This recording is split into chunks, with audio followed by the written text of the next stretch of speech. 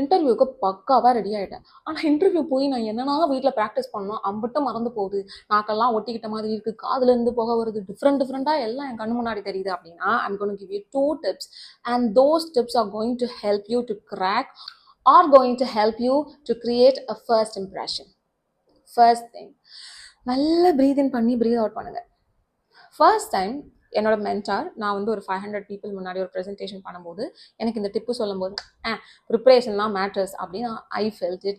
But when I did that எனக்கு இது பயங்கர ரிலாக்ஸாக இருந்துச்சு. Because when you breathe in and breathe out உங்களுடைய ஆன்சைட்டி லெவல் குறையும், உங்களோட ப்ரெஷர் லெவல் நார்மலைஸ் ஆகும், உங்களுக்கு கான்சன்ட்ரேஷன் லெவல் கட்டாயம் ஷார்ப்பாக தான் இருக்கும். And second most important thing, நீங்கள் you should drink a glass of water.